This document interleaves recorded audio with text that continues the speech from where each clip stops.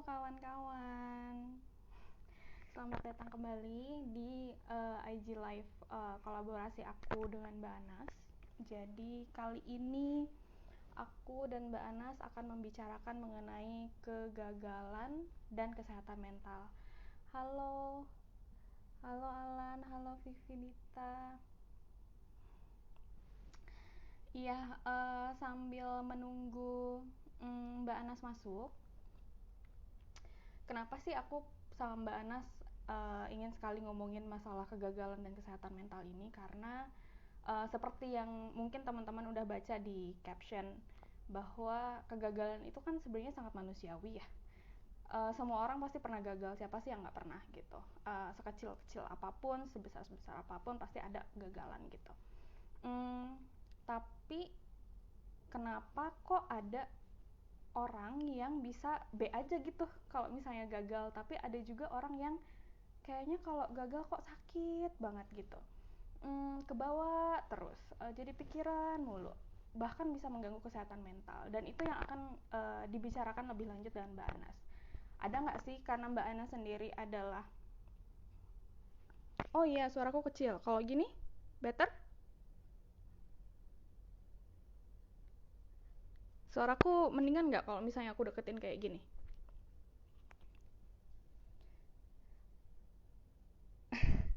Iya, anyway aku lanjutin. Nanti juga kita bakalan ngomongin, karena Mbak Anas adalah seorang psikolog perkembangan atau psikolog anak. Kita juga akan ngomongin kaitannya apa sih dengan misalnya pengasuhan, dengan keluarga gitu. Nah, aku sendiri karena backgroundku selain psikologi adalah women studies, mungkin nanti sedikit-sedikit akan nyerempet-nyerempet lah ke isu gender gitu. Thank you Dena. Halo Rizka, glad you're here. Ini mana ya Mbak Anasnya, belum datang. Oh ya, sedikit bocoran bahwa sebenarnya ini adalah IG live kedua yang sebenarnya akan berlanjut menjadi satu webinar. Iya, jadi rencananya aku sama Mbak Anas akan ngadain webinar terkait kesehatan mental dan kegagalan, atau juga ekspektasi yang kita emban sebagai manusia, sebagai perempuan, sebagai laki-laki, dan sebagai lainnya gitu. Cuman itu masih digodok, masih diomongin lagi sama Mbak Anas, masih perlu banyak persiapan. Cuman rencananya webinarnya akan dilaksanakan awal Agustus rencananya. Jadi mudah-mudahan teman-teman yang ikutan di sini nanti bisa ikutan juga webinarnya. Diupayakan nanti webinarnya akan bersifat lebih intimate dan akan bersifat lebih interaktif sama teman-teman. Jadi nggak cuma kita doang yang sharing. Di sini juga teman-teman bisa sharing, tapi kalau misalnya di webinar itu karena space-nya lebih tertutup, kita akan menggunakan Zoom. Mungkin ada beberapa hal yang lebih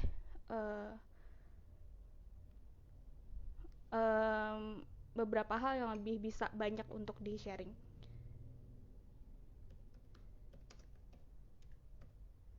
Sebentar ya, aku sambil mengundang Mbak Anas, sambil menunggu Mbak Anas. Jadi ya, bocorannya itu akan dilaksanakan kira-kira awal Agustus atau pertengahan Agustus. Kita masih ngomongin, mudah-mudahan teman-teman bisa ikut. Dan mungkin nanti akan dikaitkannya secara spesifik ke depresi, karena baik aku sama Mbak Anas punya pengalaman tersendiri terkait depresi. Gitu sih penjelasan dariku. Apalagi ya, kalau perkenalan nantilah ya, nungguin Mbak Anas biar dua-duanya bisa perkenalan lagi. Mungkin di sini juga ada kawan-kawan yang belum sempat tahu aku siapa dan bagaimana. Mana nih Mbak Anas? Mana nih Mbak Anas? Aku belum melihat dirinya. Halo kawan-kawan yang udah datang lagi. Halo Mbak Kiki. Halo apa nih? Gimana bacanya? Biotet? Jenny Mawami ya. Evi, thank you udah datang. Nah, Mbak Anas akhirnya datang juga.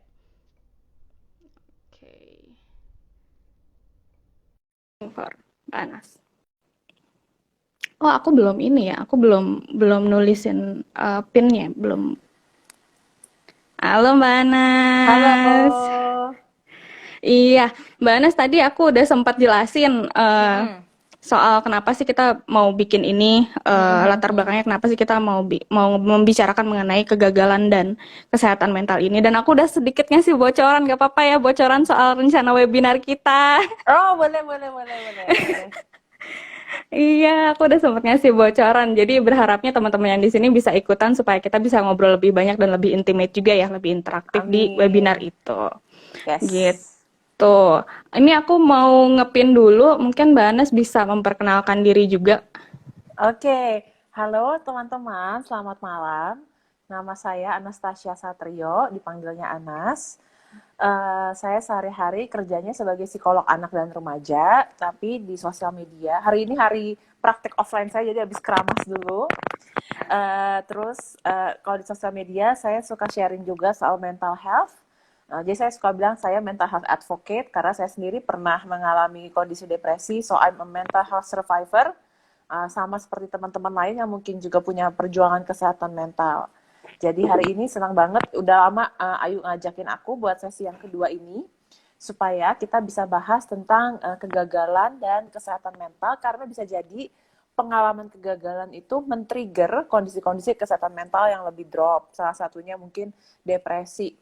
Gitu ya. Sebenarnya kalau dibicarain soal kesehatan mental tuh ada juga gangguan-gangguan kepribadian, cuman itu kadang terlalu scary buat orang-orang. Yang kita butuhin di kehidupan kita sehari-hari itu gimana sih kita mengenali indikasi-indikasinya, kayak kita bisa tahu oh kapan saya radang tenggorokan gitu ya. Jadi dalam kesehatan mental yang aku sama Ayu pengen sharing itu adalah kapan ya kondisi kesehatan mental kita ini menurun, terus kapan kita bisa menghandle ini sendiri atau cara menghandle sendirinya gimana, dan kapan atau kemana kalau kita butuh bantuan profesional. Iya, sip. Oke banget perkenalan dan penjelasannya Mbak Anas. Thank you so much. Sama-sama. Kawan-kawan, aku juga mau memperkenalkan diri. Siapa tahu ada followersnya Mbak Anas yang ikutan di sini dan belum kenal aku. Nama aku Ayu Regina Yolanda Sari. Background pendidikanku psikologi, S1-nya, S2-nya Women's Studies. Makanya diharapkan sesi ini, mungkin sesi webinar nanti juga akan sedikit atau nyerempet-nyerempet isu gender juga. Nice. Terus abis itu untuk pekerjaan aku sempat menjadi konselor untuk isu kekerasan berbasis gender dan seksualitas, tapi sekarang lebih ke freelancing, menjadi konsultan penelitian untuk isu kekerasan berbasis gender dan seksualitas, lalu jadi pembicara biasanya untuk isu yang sama, juga tambahannya sebagai untuk isu kesehatan mental. Kemudian kadang menjadi notulen dan translator juga. Selain itu juga jadi volunteer untuk isu kekerasan seksual di salah satu tim. Gitu. Tadi Mbak Anas juga sempat bilang kalau Mbak Anas itu adalah survivor kesehatan mental. Sama seperti Mbak Anas, aku juga survivor dari 2 tipe depresi, yaitu major depressive disorder dan PMDD, premenstrual dysphoric disorder. Itu dari aku. Nah, mengenai ini, kita langsung aja kali ya. Kalau mengenai kegagalan dan kesehatan mental, tadi Mbak Anas juga udah nyebutin bahwa sometimes kegagalan itu bisa men-trigger isu-isu kesehatan mental yang ada dalam diri kita gitu. Cuman sebelum masuk ke situ, aku pengen bahas dulu sebenarnya bagaimana sih kita awalnya memaknai kegagalan. Karena pengalamanku sendiri ya, aku tuh sangat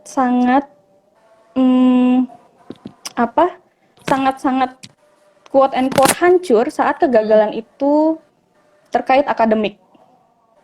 Gitu. Terkait akademik. Setelah berproses dengan itu, bertanya ke dalam diri dan lain sebagainya, ternyata ada kaitannya dengan keluarga. Dengan masa kecil, di mana aku merasa bahwa akademik itu satu-satunya tools yang aku punya atau satu-satunya area yang aku bisa kuasai dan membuat orang tuaku bangga atau notice keberadaanku.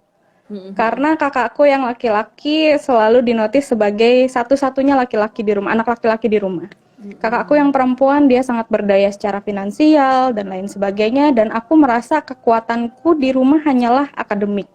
Jadi saat mengalami kegagalan itu di sisi akademik itu rasanya hancur sekali. Rasanya hancur sekali, dan memang itu berpengaruh terhadap kesehatan mentalku at some moment gitu.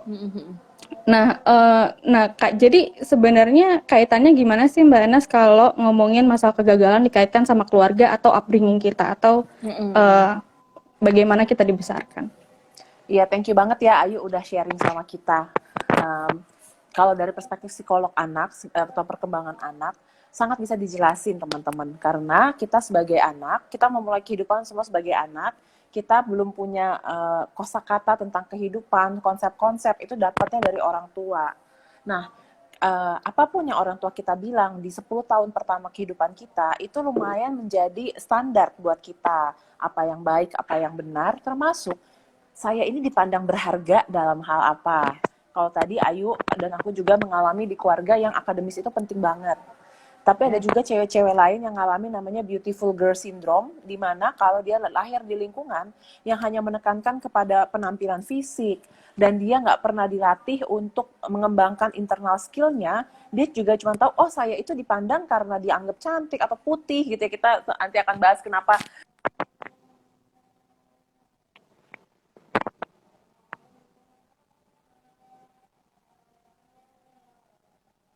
dia cantik ya karena putih gitu ya. Kenapa? Hilang. Sorry Mbak Anas, kayaknya buffering deh. Buffering. Sinyalnya agak Tunggu. Tadi ngedenger jelasnya sampai misalnya kita dibilang cantik putih gitu. Iya.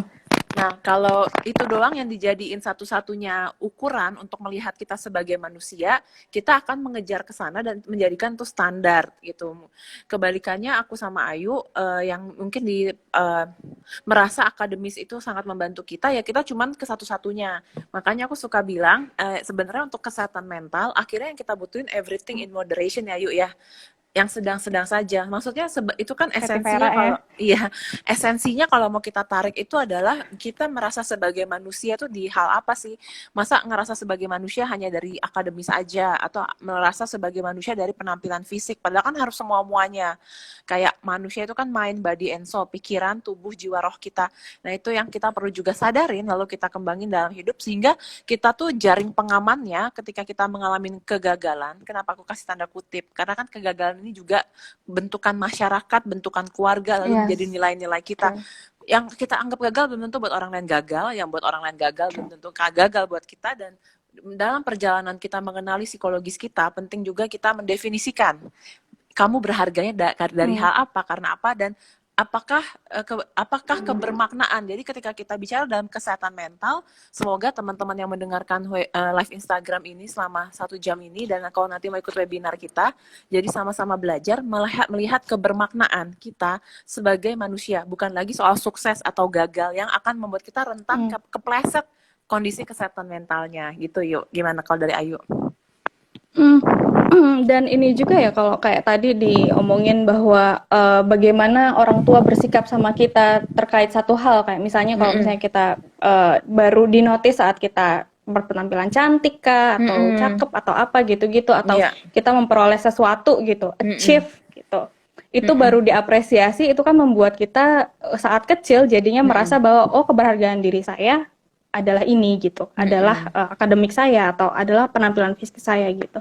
Dan memang harus diakuin sangat jarang ya di Indonesia orang mengapresiasi usaha. Apalagi perempuan. Apalagi perempuan. Makanya kesel banget waktu dari zaman-zaman tahun lalu kalau ada judul-judul berita seksis ya. Kayak, oh polwan cantik ini, atlet kemarin lagi SEA Games. Atlet cantik ini, emangnya dia jadi atlet gara-gara tampilan fisiknya? Ya karena usahanya dia lah gitu. Sama kayak profesi aku juga, misalnya psikolog cantik, dokter gigi cantik. Aku sih kesel ya digituin. Aku nggak tahu kok cewek lain, tapi aku sih kesel digituin. Orang enak aja gue kuliah begadang ngerjain jurnal segala macem kali buat sampai lulus gitu. Iya benar banget. Dan sebenarnya ini di sini sisi gendernya. Saat kita masih kecil, kita masih sama-sama dengan laki-laki diapresiasi untuk apa yang kita achieve. Tapi saat besar, untuk Mm-mm. perempuan jadinya yang diapresiasi adalah look kita Mm-mm. gitu. Dan keterkaitan kita dengan orang lain, maksudnya relasi kita dengan orang Relasi lain. kita, Kayak misal, yes, self in relasi kita dengan relation. orang lain, self in Mm-mm. relation istilahnya.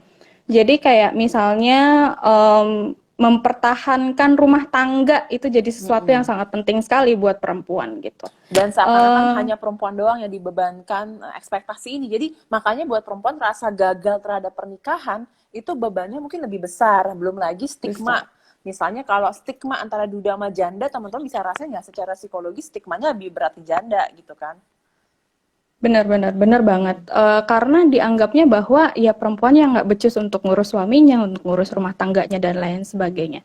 Nah, ini nih yang sebenarnya jadi ribet karena aku sempat ngomong juga sama Mbak Anas, perempuan itu semakin besar semakin banyak dibebani untuk hal-hal yang kita nggak bisa kontrol sendiri. Atau di luar kontrol kita sebenarnya ya. Iya, di luar kontrol kita ya. Itu seperti relasi kan nggak bisa kita kontrol sendiri karena ada pasangan yang juga berpengaruh dalam relasi itu gitu. Atau perasaan orang lain ke kita. Kita diharapkan harus terus cantik karena supaya misalnya laki-laki tertarik sama kita. Anggapannya kan seperti itu. Padahal kan kita cantik sebenarnya pengen untuk diri sendiri ya Iya, gitu. dan itu loh, maksudnya fear based pendekatannya. Supaya pasangan kamu nggak pergi, supaya kamu tetap dianggap ya itu mah usaha dia juga lah kayak gitu. True. Dan sedih banget. Jadi berapa hari lalu Mbak Anas ada yang curhat ibu-ibu, terus habis itu dia Oke. curhat mengenai anaknya laki-laki yang belum menikah sampai udah usianya udah di atas 30 tahun. Ibunya itu jadinya dibantu sama keluarga besarnya untuk ngejodohin si laki-laki ini. Dan cara promosinya adalah udah sama si ini aja. Si ini nih istilahnya siap dijajah. Yes. Yes, aku juga speechless gitu. Hah, maksudnya apa? Jadi Indonesia 2020. bagi masyarakat kita bahwa perempuan yang favorable itu adalah yang quote and quote siap dijajah, alias penurut. Oh, siap dijajah tuh maksudnya penurut. Penurut, Iya, saya penurut pikir mau kayak disuruh apa aja gitu. kayak kerbau di sawah gitu ya. Dijajah itu Dibaca. dibajak deh.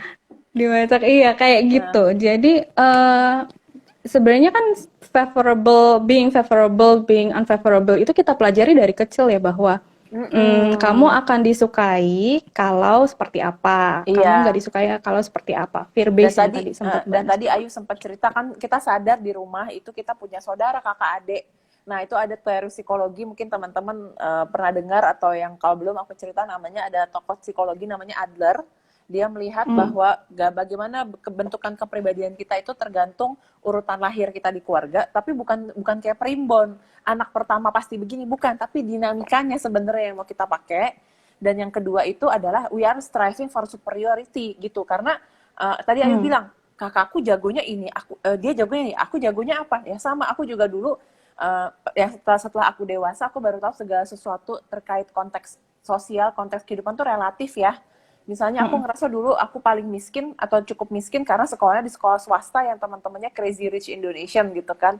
Jadi aku ngerasa aku nggak punya uang untuk misalnya dulu kayak orang lain bisa bolak-balik ke luar negeri tiap tahun gitu kan. Kalau keluarga aku mesti nabung lama gitu. Terus yang kedua nggak punya kolam renang di rumah sampai dulu waktu aku kecil aku punya konsep rumah itu adalah rumah dengan kolam renang. Padahal itu very high class kalau di Indonesia lah. Terus abis itu yang ketiga karena teman-teman aku mostly kulitnya putih-putih banget semua gitu karena kebanyakan Chinese, nggak ada campurannya sementara aku ada campurannya. Jadi aku ngerasa kulit aku yang segini tuh dulu tuh dekil banget kayak gitu. Nah jadi itu yang membuat aku kayak gue nggak ada ini nggak ada ini nggak ada ini. Ya udah deh gue jadi anak yang ini aja deh. Anak yang belajar terus yang nilainya bagus kayak gitu. Karena membaca situasi, kemampuan anak membaca situasi kan minim ya. Dia cuma mikir oh ya udah kayaknya begini gitu. Iya benar-benar. Tadi kayaknya ada yang nanya.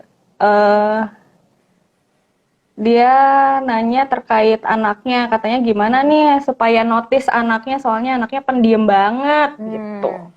Umur berapa? Boleh tulis dulu. Umur berapa anaknya? Nah, sambil menunggu teman yang tadi bertanya, Mm-mm. Ini juga kayak apa namanya, saat kita merasa gagal, sometimes ya itu yang tadi sempat Mbak Anas singgung soal teman-teman juga, kayak kita membandingkan diri kita sama orang lain, ya nggak sih? Iya. Iya, Iya, nah itu naluriah manusia emang membandingkan diri dengan orang lain karena itu part kita untuk survival ya. Kita bandingin sama orang yang mengancam kita, mengancam secara fisik maupun mengancam secara emosi atau status. Tapi ini kan jadi diperparah karena pengasuhan kita di Indonesia itu emang banding-bandingin dengan maksud orang tua kita dan kakek nenek kita, maksudnya biar kita termotivasi atau tersemangati. termotivasi. Tapi persepsi kita yang menerima kan malah kita ngerasanya makin direndahin, makin nggak dianggap. Itu yang kita perlu tahu. Makanya kenapa sih dalam relationship, apapun relationship ya, mau sebagai orang tua anak atau dengan pasangan, sangat penting kita tanya dulu persepsi yang lain. Karena buat kita begini belum tentu buat orang lain kayak gitu. Nah itu yang jadi PR ya. Gitu. Iya. Dan itu bisa membuat kita jadi makin merasa gagal sih yuk. Karena sebenarnya buat kita sebagai anak, pendapat orang di rumah itu yang paling penting sih. Gitu. Jadi itu yang bikin kita bisa makin down banget. Soal aku bilang ya, maksudnya dari penelitian riset juga, sekesel-keselnya diomongin apa sama netizen, pasti lebih sedih dan lebih terpukul itu kalau diomongin sama orang yang dekat sama kita. Gitu. Iya benar. Significant others ya. Significant dan others. dan benar banget, maksudnya apalagi kalau usia anak kita kan nggak punya filter ya, mana yang lebih baik kita masukin ke hati, mana yang enggak gitu. Anak-anak itu berpikirnya masih sangat konkret, sangat hitam putih, belum bisa relatif. Nah jadi kebalikannya, kalau kita udah dewasa kok mikirnya masih hitam putih ya, masih sangat konkret. Jangan-jangan perkembangan emosi dan kematangan intelektualnya tuh belum dilatih untuk setara dengan usia kita di KTP. Nah loh, jadi itu perlu dicek lagi, perlu refleksi lagi nih kawan-kawan. Tadi katanya anaknya usia 10 tahun. Biasanya sih kalau sama anak-anak itu kayak teknik marketing, kita cari tahu dulu, mengamati apa yang dia suka, apa yang dia lagi main. Tadi aku habis ketemu klien aku, usia 9 tahun, dia lagi suka main Roblox. Jadi aku download Roblox, terus kita main bareng.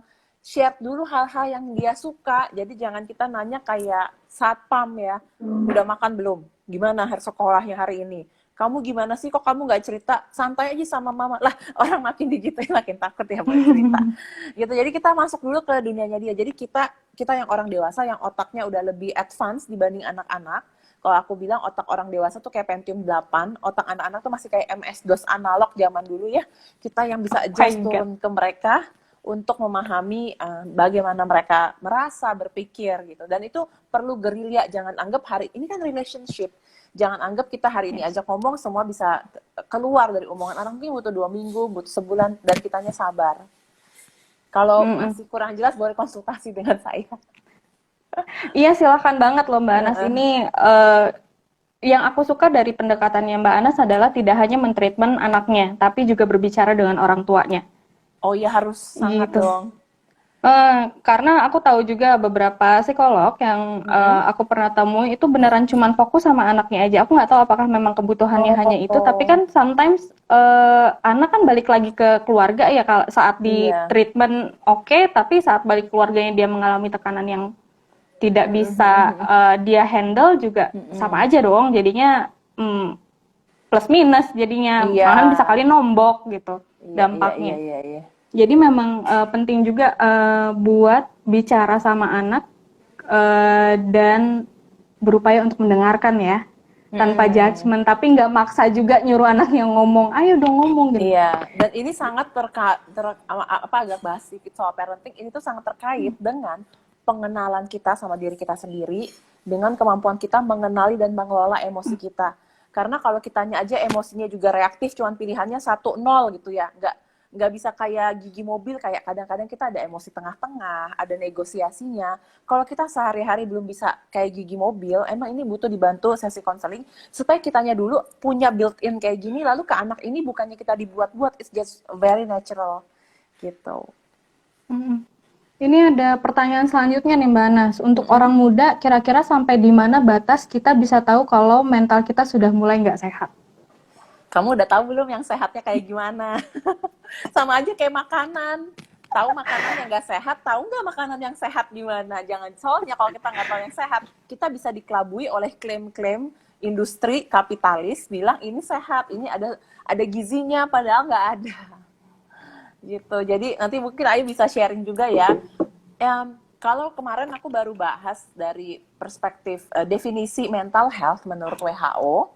WHO itu melihat bahwa Ngaku kesehatan dia belum tahu yang sehat itu seperti apa. tapi thank you ya udah tanya ya. Aku sangat appreciate keinginan belajar dan rasa penasaran karena itu hal langka di Indonesia ya. Untuk kita kritis bertanya dan ingin belajar lebih jauh di luar dari belajar yang wajib. Nah, itu kalau dari WHO, dari definisi kesehatan mental, itu adalah orang yang bisa merasakan hidup itu dengan bermakna, lalu bisa flourish, berkarya, lalu kalau punya pengalaman-pengalaman negatif, itu bisa tahu cara memprosesnya. Jadi bukan berarti, kadang-kadang kalau orang yang sangat-sangat belum familiar dengan kesehatan mental, ya mungkin Ayu juga suka dengar, suka nganggep, berarti sehat mental itu nggak pernah sedih ya? Oh, nggak gitu. Tadi malam aku baru abis nangis nonton videonya Bunga Citra Lestari yang 12 tahun bersama. Dan kerasa banget emang sedih, nangis, dan aku ngerasa nih lagi mau PMS. Aku kalau mau PMS tipenya, nanti Ayu mungkin bisa bahas soal PMDD juga ya. Kalau PMS aku tipenya tuh emosinya kan ada 2, yang tipenya senggol bacok, aku tipenya yang mellow. Jadi emang kalau mau menstruasi tuh harus ada situasi di mana aku tuh bisa nangisnya sesenggukan. Dan karena udah salah satu self awareness bagian dari kesehatan mental adalah menyadari apa yang kita rasain, jadi langsung cek tanggalan. Oh, ini emang dekat mens, berarti bukan karena emosi kesehatan mental, ini karena hormon. Dan waktu kerasa pengen nangis ya nangis aja gitu, malahan lega, pagi-pagi ini bisa beraktivitas. Kalau dari Ayu gimana nih soal kesehatan mental? Sebenarnya prinsip dasarnya adalah saat itu mengganggu keberfungsian, itu kita udah harus curiga.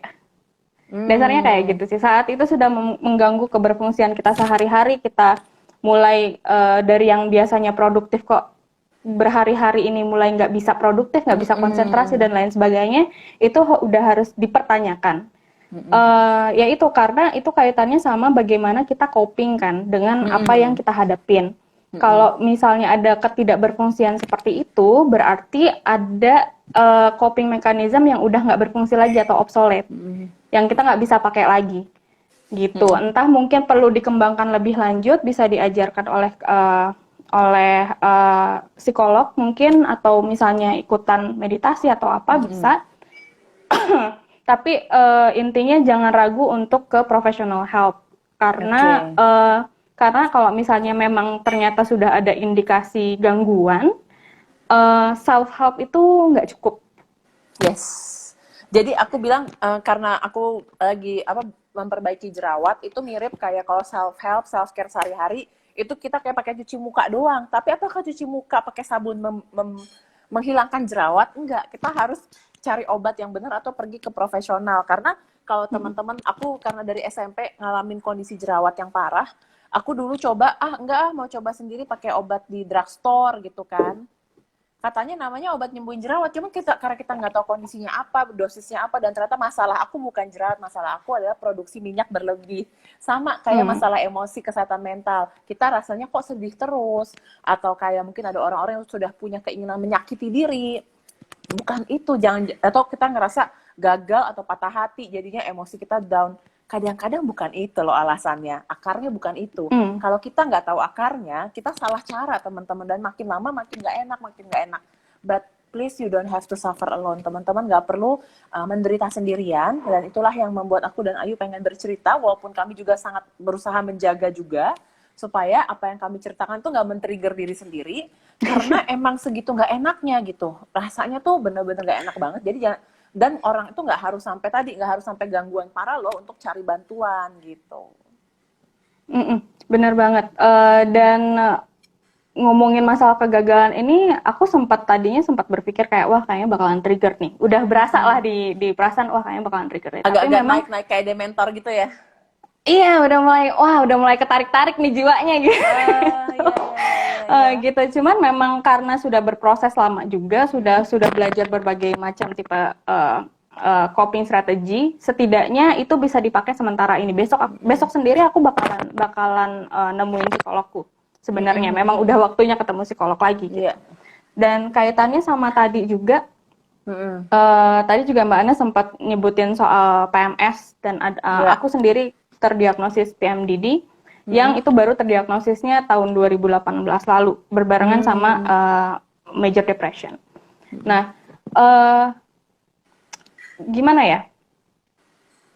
Kalau ngomongin itu sangat, PMDD itu kan sangat khas ya bagi perempuan, dan sometimes kalau tadi terkait emosinya, gejala emosinya itu ada dua macam. Ada yang jadinya sedih banget, melo banget, ada yang jadinya berkonflik sama sana sini. Iya, jadi saat kita gitu kan. Nah, jadi saat kita misalnya ngomongin soal keberfungsian, ada keberfungsian fisik, apakah kita jadi sulit tidur, atau jadi tidur terus, jadi tambah makan, atau jadi kurang makan. Ada juga yang namanya keberfungsian emosional, bagaimana kita bisa mengendalikan atau menangani kondisi emosi kita dengan cara yang lebih konstruktif. Nah, ada juga yang namanya keberfungsian sosial, apakah kita jadinya menarik diri, atau kita jadinya justru berkonflik sama semua orang. Jadi dari tiga ini nih bisa di-assess kawan-kawan, kita sudah sampai level mana. Kalau misalnya itu sudah sampai sangat mengganggu kita, mendingan cek. Iya, gitu. Tapi jadi tadi ada kondisi fisik ya Yu ya, kondisi fisik, kondisi emosi, sama apa tadi? Sosial. Nah, tapi hal ini akan terasa abstrak teman-teman, kalau kita itu kunci pertama mengenali diri, aware sama kondisi kita. Misalnya gini deh, walaupun kita punya emosi basic yang sama, misalnya kita sama-sama bisa merasakan rasa senang, bisa rasain rasa takut, kecewa, cemas, sedih, itu tapi tiap orang tuh beda-beda sensasinya, beda cara dia merasakan, area tubuh yang merasakan. Aku pernah soalnya berapa kali Yuk nge-share hal sederhana di mana kayak coba kan we feel emosi itu kesimpan di tubuh loh teman-teman. Nah jadi misalnya teman-teman misalnya ada 30 orang di ruangan, aku tanya teman-teman tuh tipenya kalau senang itu kerasanya di area tubuh yang mana? Itu beragam banget. Ada yang kerasanya di dada, ada yang di pipi, makanya ketawa, atau di kepala, atau di blushing. Iya blushing. Atau sedih, sedih itu macam-macam loh. Ada kan orang sedih di dada rasanya ya. Ada yang sedihnya tuh ngerasa di mata makanya pengen nangis. Ada yang sedih tuh di kepala belakang, ada yang di punggung. Jadi itu beragam banget. Makanya dari situ aku bilang tuh kan kita aja ngerasain emosi beragam. Jadi memang hakikatnya manusia tuh juga beragam gitu. Nggak bisa disama-samain. Kita bukan makhluk pabrikan soalnya. Bener banget. Nah ini ada pertanyaan lagi dari Mbak Kiki. Dia nanya gimana peran media dalam kesehatan mental, is it good or bad? Kayaknya Ayu udah banyak riset nih soal ini. Media sebenarnya bisa baik. Kayak misalnya untuk terkait pencegahan bunuh diri. Aku agak sulit sih kalau misalnya ngomongin media Indonesia ya, karena media Indonesia masih sangat kurang literasinya terkait kesehatan mental. Tapi kayak misalnya di luar negeri, kayak di Korea, media itu sangat membantu untuk orang-orang tidak tertrigger terkait isu bunuh diri ini.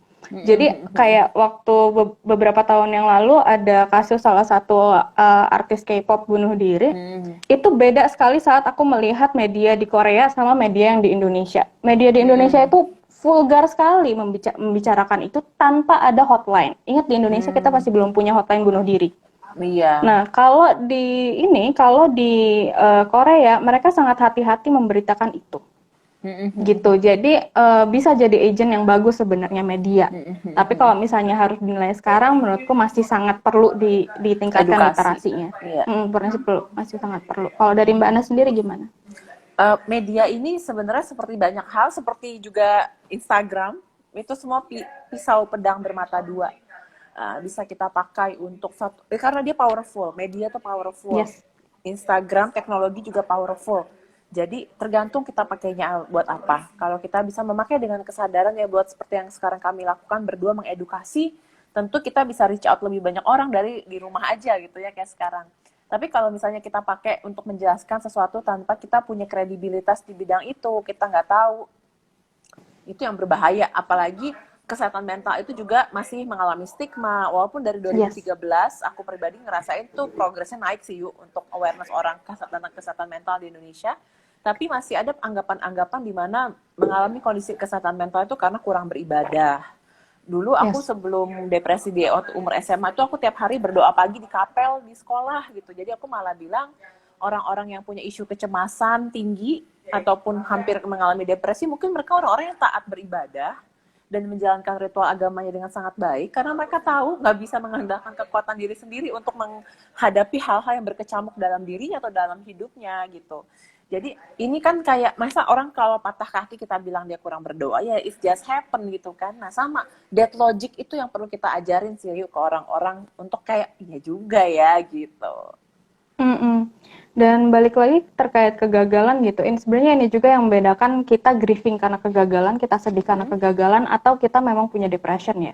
Karena saat kita punya depression itu kita sangat sulit untuk pinpoint ini sebabnya apa sih, yang mana gitu, secara gitu. langsung gitu. Iya bener sih. Ya kan, kalau misalnya karena gini, yang namanya gagal kita sedih itu wajar. Mungkin ada perasaan marah juga itu wajar gitu. Tapi at some point kita bakalan bisa overcome. Dideteksi ya. Bisa dideteksi karena ini gitu. Tapi saat itu berkelanjutan, hati-hati. Balik atau lagi bahkan kayak kalau udah di fase depresi tuh kadang-kadang emosinya udah nggak kerasa, udah baal. Itu sih yang paling aku takutin. Aku sampai rajin olahraga, ya aku udah ceritakannya sama Ayu, aku sampai rajin olahraga tuh bukan karena aku pengen kurus, saking nggak enak banget depresi, dan olahraga ngebantu banget buat handle depresinya, atau dulu bisa berenang, berjemur gitu ya. Jadi aku jadi semangat olahraga bukan karena pengen menyenangkan pasangan gitu ya, bukan pengen turun. Ini enak banget yang di dada, dan olahraga sangat membantu gitu. Termasuk ya cari bantuan profesional dan kesehatan mental. True. Iya, dan itu lagi bahwa saat kita ngomongin depresi, tadi kan kita udah ngomongin ya gimana kegagalan bisa mengarah ke depresi kalau kita tidak menanganinya dengan baik gitu. Kita nggak bisa overcome dengan baik gitu. Tapi di sisi lain yang namanya depresi juga quote and quote karena mengganggu keberfungsian itu bisa menghasilkan kegagalan-kegagalan yang lain gitu. Betul. Iya, dan pengalamanku kayak gitu saat aku akhirnya terdiagnosis depresi, makin nggak fungsi secara akademik, dan akhirnya aku menganggap bahwa itu kegagalanku gitu. Itu satu. Yang kedua adalah aku ingat banget, dan ini menyedihkan sih. Aku pakai tanda quote ya kegagalannya karena aku sudah tahu bahwa aku sudah shifting nih perspektifnya terkait kegagalan dalam hal ini. Jadi setiap aku melamar pekerjaan, aku selalu bilang kondisiku bahwa aku punya depresi. 2 tipe depresi banget gitu. Jadi 2 kali di waktu yang berbeda aku mendapatkan respon yang sama. Mereka menolakku dengan explicitly bilang karena kondisi kesehatan mentalku. Menurut mereka aku tidak cukup sehat. Aku punya depresi dan aku masih treatment, jadi aku tidak akan mampu untuk mengemban kerjaan ini gitu. Waktu awal menerima itu aku masih dalam fase depresi yang cukup berat lah, moderate ke severe, gitu. Dan aku merasa itu kegagalanku. Aku merasa kayak bahwa udah jatuh ketimpa tangga gitu nggak sih rasanya? Yes, itu udah kayak udah kejebur, terus ditarik kakinya ke dalam lagi gitu. Jadi makin suffocated, makin nggak bisa naik ke atas, gitu. Sakit sekali. Tapi kemudian setelah berproses lama aku ngejalanin psikoterapi dan lain sebagainya. Kejadian kedua aku diperlakukan hal yang sama, aku ditolak dengan alasan-alasan itu sama banget alasannya, tapi dengan organisasi yang berbeda. Dan di situ aku melihatnya berbeda. Aku tidak melihat itu sebagai kegagalanku, tapi sekedar bahwa pekerjaan ini atau lembaga ini tidak cocok buatku. Wah, itu menarik ya Yu untuk menceritakan perbedaan perspektif ini, karena memang istilahnya namanya reframing. Jadi kayak kalau kita punya foto, figuranya kita ganti. Jadi melatih ini habit teman-teman. Jadi dalam kesehatan mental itu tidak ada yang namanya takdir, tapi kita bisa melatih karena otak kita itu kayak otot, bisa dilatih. Nah itu latihan reframing itu juga membantu. Kalau aku bisa cerita hal-hal yang masih suka kerasa itu adalah pasti sebagai orang yang survive depresi adalah perasaan not worthy, nggak layak hidup atau tidak berarti buat orang lain. Dulu aku bisa ya, karena dulu kalau katanya Mas Reza Gunawan tuh kita belajar self healing dan kesehatan mental tuh untuk terampil menderita yuk. Jadi kalau dulu ngalamin itu kan langsung spiraling down ke bawah, nggak punya pelampung lagi kan. Nah sekarang kalaupun itu muncul atau kayak lagi PMS itu bisa muncul, lebih kayak gini. Oke, aku notice nih ada perasaan unworthy. Tapi aku juga tahu karena sudah melatih internal strength bahwa ini tuh bukan realita, ini pikiran aku doang. Lalu biasanya aku juga butuh cari evidence juga. Apa ya yang dimana Anas merasa bermakna, bukan sukses loh. Karena kalau cuma sukses doang tuh kadang waktu itu bisa aja terus ada yang counter. Ah enggak lah, ini masih ada yang lebih gitu. Otak kita bisa the biggest enemy, teman-teman. Aku bilang bukan masalah hubungan toksik yang sama orang lain. Karena orang lain tutup pintu, kita matiin HP, selesai. Yang di dalam sini nih, yang kita mesti belajar kenalin.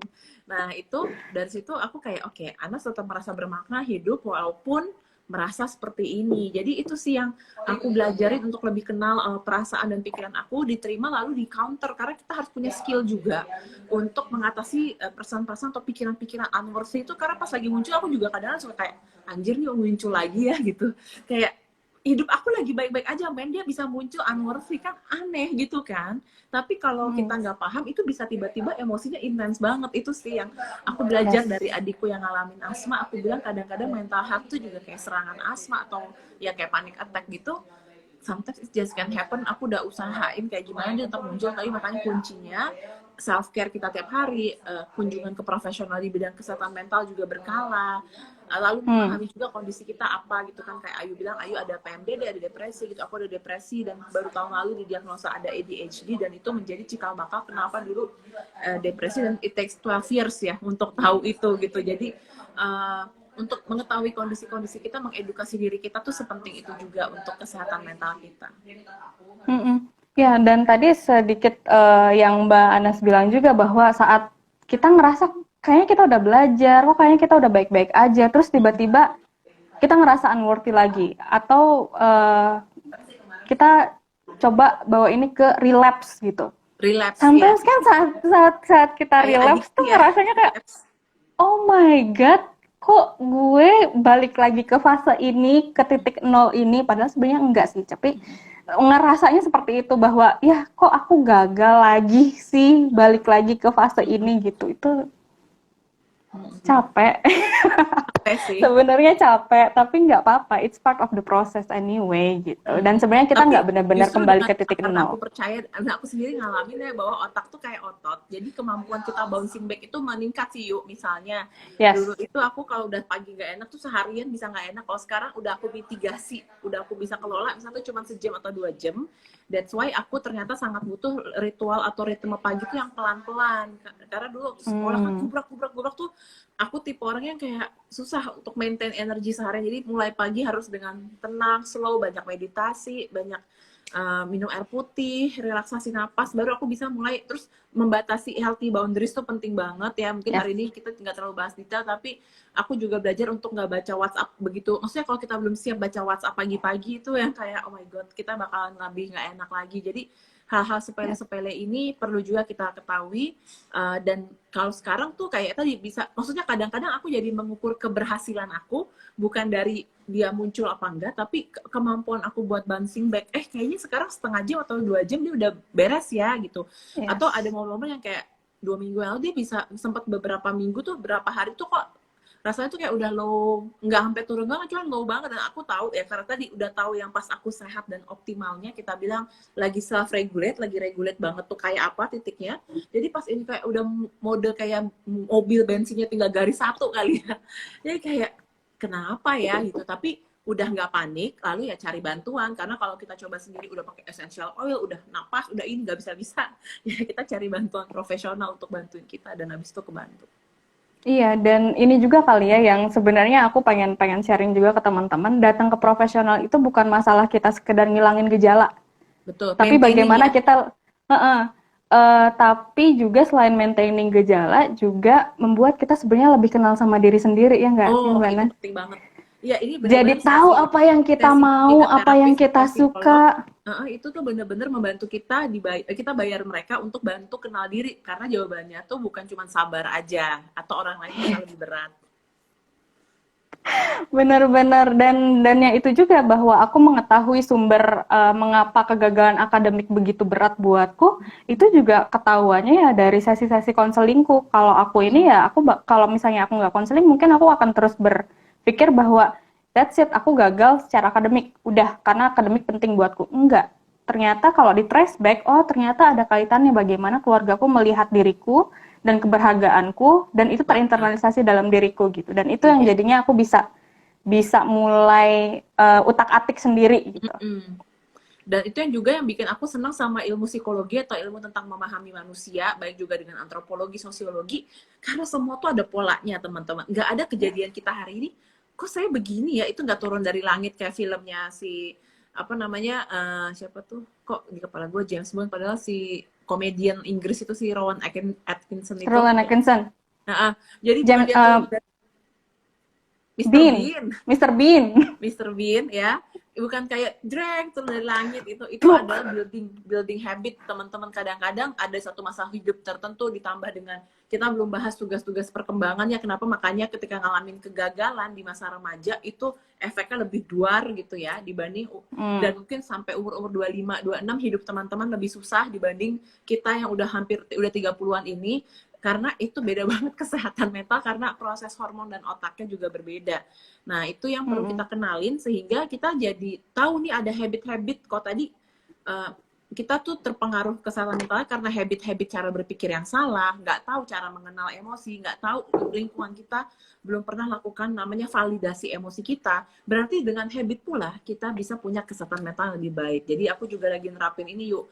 Masalah itu dekat dari solusi, solusi dekat dari masalah. Seperti kalau kita minum makan durian, terus pengen baunya hilang, ya pakai minum pinggirannya gitu. Jadi sedekat itu. Jadi kalau misalnya aku nih tipenya, aku segala kondisi emosi aku tuh ngaruhnya ke badan. Maka dulu waktu aku belum tahu cara mengelola kecemasan, dan ternyata kecemasan tinggi nih teman-teman itu kakak adik sama depresi. Makanya kalau teman-teman punya kecemasan tinggi, please tanganin dengan baik deh, supaya nggak jadi depresi. Sama kayak kita radang, atau kita sakit paru-paru, jangan sampai dia jadi bronkitis gitu loh. Jadi bisa loh ditanganin gitu. Nah, itu aku jadi belajar untuk cari tahu kalau badan aku tuh menyimpan emosi, lalu dengan badan juga aku cleansing emosinya gitu. Sekarang aku lagi latihan napas, relaksasi napas, terus 2 minggu ini coba Qigong gitu. Jadi cara-cara yang Eastern aku lebih cocok untuk bantu cleansing emosi dan bikin metabolisme tubuh lebih baik juga. Iya, dan ini kaitannya juga dengan self-worth ya. Sometimes kita merasa bahwa self-worth kita itu ada di pihak luar gitu. Ada di akademik, ada di pasangan, ada di validasi orang lain, dan lain sebagainya. Ini tapi sebenarnya yang paling ada di dalam. Kenapa sih orang-orang di Indonesia, terutama mungkin perempuan, itu suka menggantungkan atau menekankan keberhargaan diri pada relasi dengan orang lain, dan bagaimana orang lain melihat kita atau menilai kita gitu. Kenapa ya? Kenapa ya? Sebenarnya gini, aku sebenarnya sempat berpikir juga soal ini, terus kepikiran saat kita misalnya baru dilahirkan, waktu masih bayi, terus harapan orang-orang yang terpapar ke kita apa? Doanya adalah supaya kita bisa berbakti kepada orang tua, berguna bagi agama, nusa, dan bangsa. Jadi itu dari awal banget, kita baru brojol, kita masih belum ngerti apa-apa, belum bisa apa-apa, sayang oe-oe gitu. Iya, jadi dan semakin besar harapan-harapan yang dimunculkan adalah kaitannya dengan pihak luar, bukan ke kita sendiri. Kita nggak pernah diajarin untuk membanggakan diri sendiri, untuk mencintai diri sendiri dan lain sebagainya gitu. Dan kamu berharga harus pakai ukuran orang lain. You are worth it because you are human gitu. Ya, aku juga belajar sih, karena ya tadinya selalu datang dari lingkungan yang kamu berharga kalau dibandingin orang lain, kamu begini gitu. Kan nggak bisa kayak gitu terus, teman-teman. Dan bayangin deh kalau kita aja habit cara berpikirnya masih kayak gitu ke diri kita, gimana kita bisa punya teman-teman yang sehat yang buat kesehatan mental kita, gimana kita bisa punya pasangan dan lingkungan yang sehat mental, karena kita akan meng-copy paste kok cara kita berpikir ke diri kita dengan ke cara kita memandang orang lain. Makanya daripada kita repot-repot mengubah orang lain, mending kita fokus mengenali pola kita kayak gimana, lalu mengubahnya pelan-pelan, step by step, 1 derajat atau 2 mm aja, karena perubahan-perubahan yang sedikit itu, dan dibantu profesional jika ngerasa nggak mampu, itu yang akan lebih bertahan lama. Gitu ya. Iya, belum lagi kalau masalah gender kita ya, yaitu biasanya perempuan itu dikasih tanggung jawab yang terkait sama perasaan orang lain, karena secara gender kita disosialisasikan untuk menjadi caregiver. Iya. Perempuan itu caregiver, orang yang harus mengasuh, yang harus merawat orang lain, dan itu keterkaitannya adalah dengan bagaimana orang lain menerima kita atau enggak. gitu. Laki-laki tidak mengemban tugas caregiver itu. Mereka misalnya pencari nafkah itu bukan caregiver, pencari nafkah mereka harus bekerja. Itu sesuatu yang mereka bisa usahakan sendiri gitu. Kita nggak dapat itu. Perempuan itu lebih ke kamu ngurusin orang tua, kamu ngurusin pasangan, ngurusin anak dan lain sebagainya gitu. Dan jadi kebahagiaan kita ya ke relasi kita. Nggak pernah ngalamin bahagia tuh kamu sendiri, tapi bahagia saya adalah kalau ini beres, orang tua beres, suami beres, anak beres, kamu bahagia. Padahal ada situasi di mana kita perlu punya hobi sendiri, kita punya dunia mimpi kita sendiri gitu. Itu yang membuat kita bahagia. Dan dalam hidup itu bahagia tuh macam-macam flavornya gitu ya teman-teman. Kita jangan saklek sama satu tipe bahagia aja, karena itu tadi yang rentan sama kondisi kesehatan mental. Seperti misalnya aku masak buat orang rumah, terus orang rumah bilang enak, tapi itu bikin bahagia kan. Tapi bahagia ketika aku bisa konseling klien dan keluarganya terbantu, itu juga ada rasa bahagia lagi. Lalu kalau aku bikin live Instagram, beberapa orang bilang, Kak Anas makasih ya sharingnya tuh kayak mudah dipahamin, itu juga bikin bahagia. This flavor of happiness, itu yang kita perlu embrace, kita kenalin dan make it our own. Kadang-kadang kalau kita baca di Instagram juga aja, yang kayak satu orang dipuji, dia enggak saya enggak gini, kamu lebih begini, terus aja kayak gitu. Tapi enggak usah ditolak kawan-kawan, terima aja dan terima kasih. Part of healthy boundaries itu ternyata juga kita owning our mistake, owning also the feedback, the positive feedback from others. Oh iya ya, this is it, this is me, thank you ya. Kalau kita belum terlalu biasa juga menanggapi apresiasi positif, just say thank you, jangan ditolak. Yes, jangan ditolak. Mungkin sebenarnya aku juga kayak gitu dapatnya, aku sempat kayak gitu dan selalu dibilangnya ya kan kita harus rendah hati dan lain sebagainya. Tapi hati-hati karena rendah hati baik, tapi tidak mengapresiasi diri sendiri itu juga bukan sesuatu yang baik kan gitu. Jadi terima aja kalau misalnya orang mengapresiasi kita gitu. Terus ini ada pertanyaan Kak, apakah mood swing yang terjadi hampir setiap hari bisa dibilang mental yang tidak sehat? Hampir setiap hari. Itu cukup mengkhawatirkan sih, kayak serangan asma hampir tiap hari kan nggak sehat ya teman-teman. Jadi please cari bantuan profesional, nanti bisa DM Ayu atau DM aku, tanya rekomendasi psikolog atau terapis yang mana. Kalau misalnya sudah sangat mengganggu kehidupan pribadi, mendingan cari profesional. Gitu. Oh, thank you Rizka. Temanku dia bilang aku sudah datang ke profesional dan secara rutin mengikuti beberapa terapi. Namun saat hantaman atau trigger itu datang dari significant others, tetap ya berasa kehantam lagi. Jadi masih berasa kayak ada cycle yang nggak putus. Udah ya dia. Iya kayak gitu. Nah, aku nggak tahu sih Kak, kamu datangnya ke profesional apa? Maksudnya kan profesional macam-macam ya. Ada psychologist, ada psikoterapis non psikologis dan non psikiatris, ada psikiatris gitu-gitu kan. Nah, apakah dan metodenya juga beda-beda macam-macam. Aku sendiri pengalamanku datang ke profesional, aku sempat datang ke profesional yang non psikologis. Bagus banget menurutku, cocok banget metodenya denganku, but at some point untuk isu tertentu aku merasa aku prefer ke yang lain. Pernah yang kayak gitu. Jadi ada beberapa karena setiap profesional mereka itu punya ekspertisnya masing-masing ya Mbak Anas ya. Ada yang jago trauma, ada yang soal perkembangan, ada yang soal gender dan lain sebagainya. Itu beda-beda. Dan pendekatannya gitu. Tiap orang tuh tergantung dari personality. Aku bilang makanya pergi ke profesional psikolog itu atau terapis itu kayak pergi ke desainer. Ada yang cocok pakai kebaya versi Anne Avanti, ada yang cocok pakai kebaya versi desainer yang lain. Itu bukan soal benar atau salah selama orangnya memang punya license ya. Tapi preferensi aja. Iya, thank you banget. Setidaknya Rizka udah menyadari dan itu sebenarnya sign yang bagus bahwa menyadari kalau ada cycle yang belum beres nih. Gitu. Ini ada pertanyaan khusus sama Mbak Anas nih. Sebagai psikolog yang juga mengalami depresi, apa seringkali ngerasa tertrigger dengan pengalaman klien? Gimana copingnya Kak? Gitu. Oh, enggak. Kalau pengalaman klien nggak ke-trigger. Biasanya pengalaman di rumah sendiri yang bikin ke-trigger. Karena beda ini ya. Beda folder di otak tuh beda, dan aku sendiri sudah sangat sadar untuk self care. Jadi jauh sebelum aku pegang klien, aku udah memproses diri aku dari umur 19 tahun.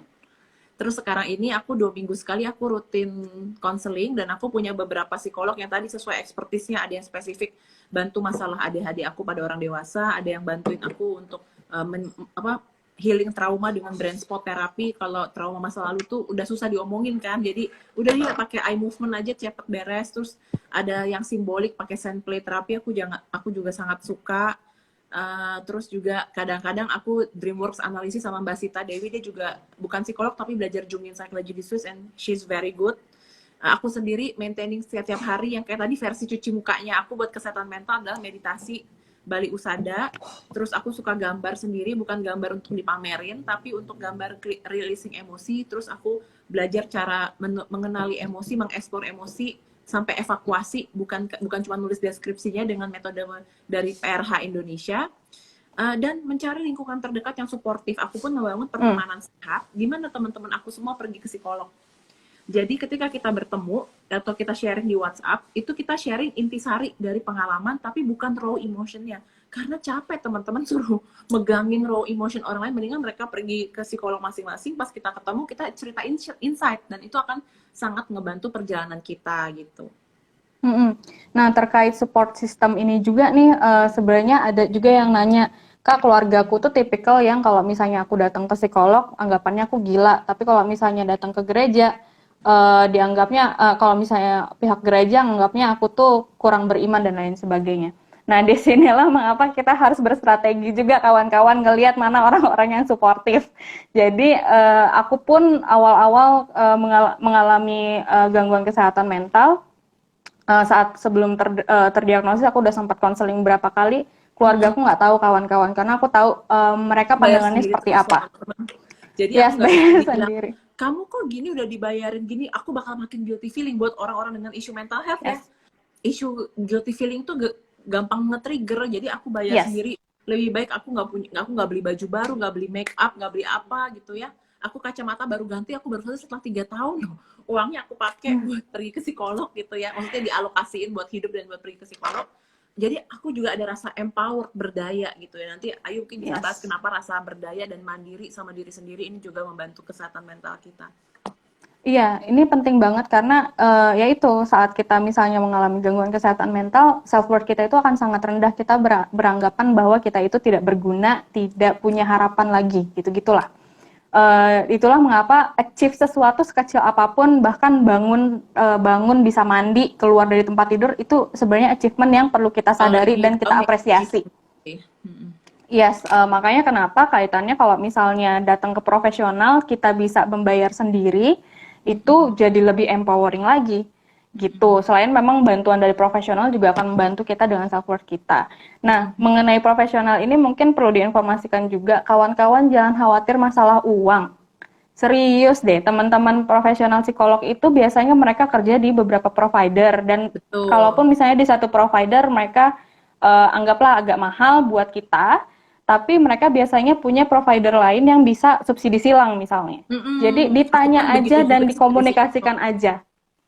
Dikomunikasikan aja. Aku juga waktu awal-awal aku nggak bisa afford sekian gitu, enggak. Tapi aku jujur dan aku tetap bisa mengakses bantuan gitu.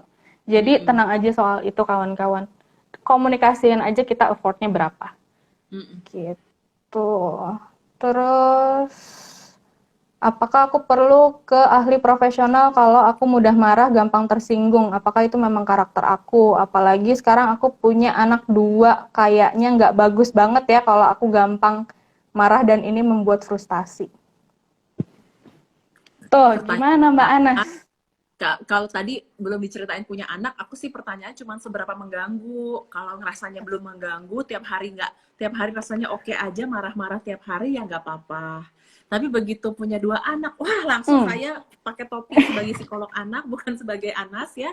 Saya bilang, Ibu, demi kesehatan mental anaknya sangat baik. Cara kita mencintai anak justru kita membantu diri kita untuk punya kesehatan mental yang lebih baik gitu. Karena saya aja sebagai psikolog anak itu hanya bisa membantu anak meningkatkan kemampuan dia untuk mengelola dan memproses emosi, tapi at the end of the day yang akan mendampingi dia 20-an tahun hidup adalah orang tuanya. Kita cuma punya 20 detik lagi. Oke, gitu. Jadi please cari bantuan. Nanti bisa kontak saya juga kalau Ibu butuh. Iya, sip. Thank you so much Mbak Anas. Ini sayang waktunya udah mau habis banget dan Mbak Anas juga kan harus ikut IG Live yang lain ya. Iya, Thank you so much. Mudah-mudahan ya kita bisa bertemu lagi webinar